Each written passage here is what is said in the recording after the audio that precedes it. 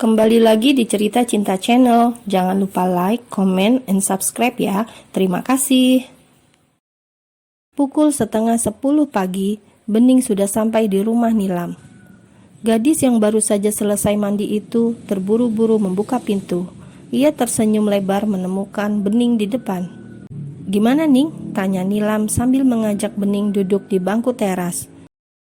"Bapak sama Ibu udah kasih izin, aku bisa berangkat sama kamu." Akhirnya, Nilam berseru senang.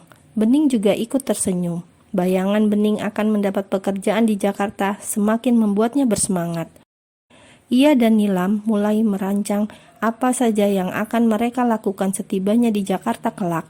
Mereka akan membawa berkas-berkas penting seperti ijazah dan berkas pendukung lain untuk melamar pekerjaan kelak.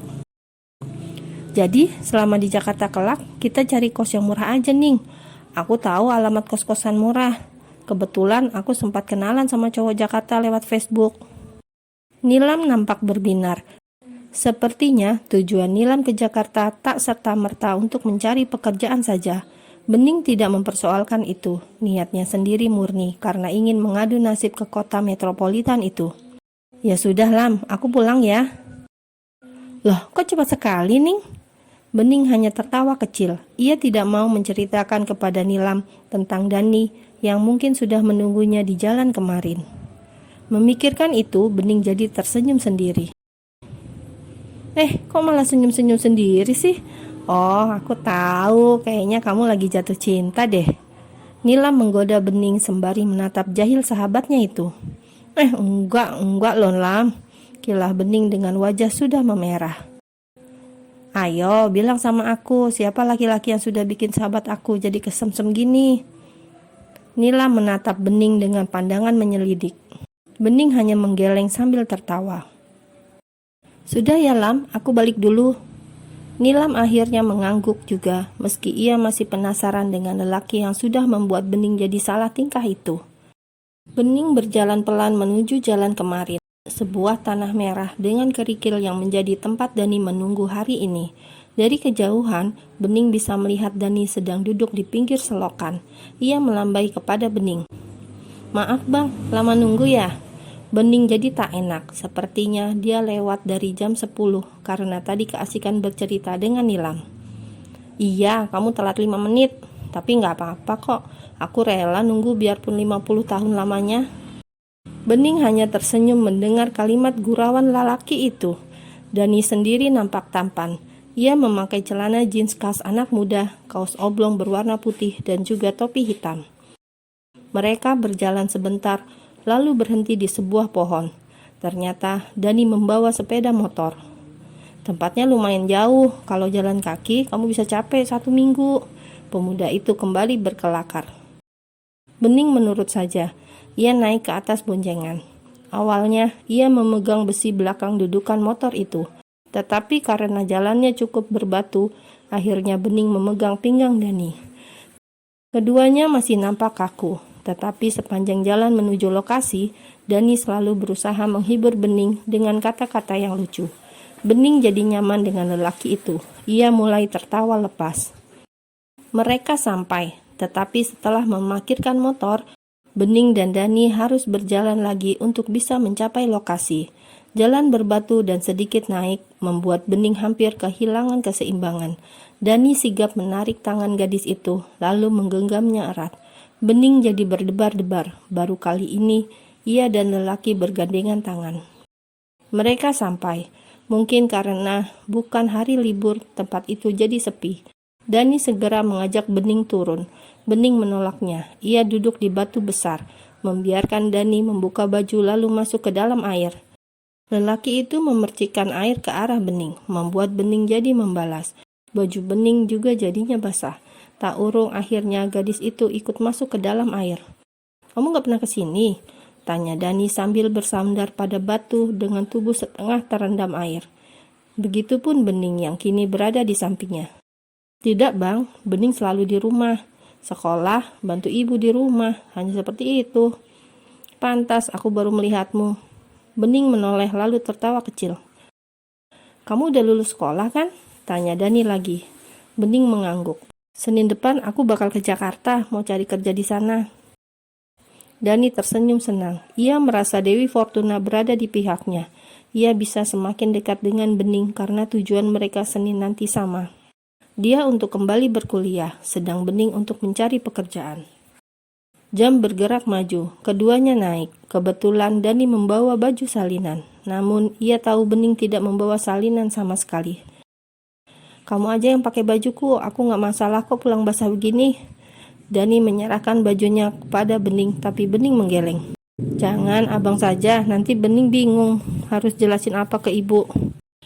Akhirnya Dani mengangguk. Ia segera mengganti baju di balik pepohonan besar yang ada di sana. Bening menunggu. Tak lama kemudian pemuda itu kembali. Ya sudah, kamu pakai jaket ini ya. Nanti kalau sudah sampai baru lepaskan. Bening akhirnya mengangguk. Sepanjang jalan menuju motor terparkir, Dani terus menggandengnya. Bening tersenyum. Hatinya mekar dan berbunga. Pun ketika sudah berada di atas motor, ia tak lagi sungkan meletakkan tangannya sepanjang perut dan pinggang Dani. Seperti inikah rasanya jatuh cinta? Bening sendiri tidak tahu. Minggu telah tiba. Besok waktunya Bening dan Nilam berangkat ke Jakarta. Mereka sepakat akan menggunakan jalur kereta api yang akan memakan waktu kurang lebih 8 jam perjalanan. Mereka akan berangkat jam 9 pagi agar sampai ke Jakarta tak sampai malam, karena mereka juga akan langsung mencari kontrakan. Segala hal sudah Bening persiapkan. Bajunya yang sudah di dalam koper berukuran sedang. Semua berkas penting juga sudah dimasukkan. Kini saatnya Bening membuka celengan. Hampir 3 tahun dia menabung, menyisihkan uang saku yang tak seberapa. Beruntung dia termasuk anak yang hemat, bisa menyisihkan uang setiap hari walau hanya recehan. Sudah mau dibuka celengannya, nak? Ibu masuk perlahan ke kamar Bening yang tertutup tirai tanpa pintu. Bening tersenyum kecil lantas mengangguk. Maafkan ibu dan bapak ya, ujar ibunya lagi. Bening menoleh, menatap ibunya penuh kasih. Kenapa minta maaf, Bu? Semua sudah digariskan. Bening tidak pernah protes pada keadaan. Ibu membalas genggaman tangan Bening di tangannya sendiri saat ini. Ia mengusap kepala putrinya lembut. Bening yang sudah tumbuh dewasa dan cantik. Ibu hanya berharap, semoga di kota besar yang penuh bahaya itu, Bening akan selalu dilindungi oleh Yang Maha Agung. Ibu dan bapak merasa gagal, tidak bisa membahagiakan kamu.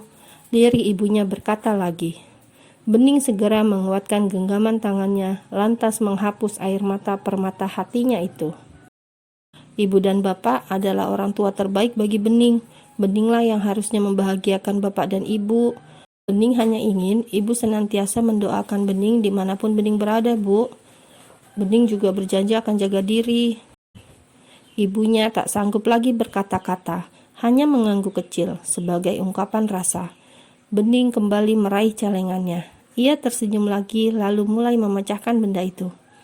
Ibu bantu Bening menghitungnya ya. Bu Sukma mengangguk. Mereka mulai tenggelam dalam kegiatan itu. Jumlahnya lumayan, bisa untuk Bening simpan sebagai bekal selama mencari pekerjaan. Bening meletakkannya di dalam plastik kresek. Ia akan segera menukarnya dengan seorang pedagang sayur tak jauh dari rumahnya. Bening tukarkan dulu ya, Bu. Siang tadi sudah ketemu orangnya, katanya bersedia menukarkan. Mau ibu temani, Ning? Boleh, Bu. Keduanya beranjak, pergi keluar setelah pamit kepada bapak. Jalan di desa memang cukup sepi di jam malam seperti ini, padahal waktu belum lagi menunjukkan pukul 8 malam. Meski rumah pedagang sayur itu tak begitu jauh dari kontrakan mereka, tapi Bening lebih nyaman jika ditemani. Itu orangnya sudah menunggu, Bu. Bening tersenyum sumringah melihat seorang perempuan paruh baya yang melambai dengan senyumnya yang ramah. Maaf ya, Bu, lama. Bening berkata dengan sopan setelah dipersilakan duduk. Tidak apa, Ning. Oh ya, mana yang mau ditukarkan? Lumayan buat kembalian. Bening segera menyerahkan kresek hitam berisi uang recehan. Selama 3 tahun menabung, uang itu memang bisa dikatakan lumayan. Bening menerima lembar demi lembar uang yang sudah ditukarkan. Ia kemudian tersenyum dan segera pamit. Sesampainya di rumah, Bening menarik beberapa lembar. Ini buat bayar kontrakan bulan ini, Bu. Tak usah Ning, simpan saja buat kamu. Nanti di Jakarta biaya hidup sangat mahal. Bening menggeleng sambil tersenyum dan tetap menyerahkan uang itu kepada ibunya. Ambil ya Bu, nanti di Jakarta akan ada gantinya. Ibu menatap Bening dengan pandangan berkaca-kaca. Ia memeluk putrinya yang penurut itu. Bening membalas pelukan ibunya karena setelah hari ini, mereka pasti akan lama bisa bertemu kembali. Tak apa, Bening akan berusaha sekeras mungkin membahagiakan kedua orang tuanya, meski hanya dengan sepetak sawah yang pasti akan diusahakannya kelak.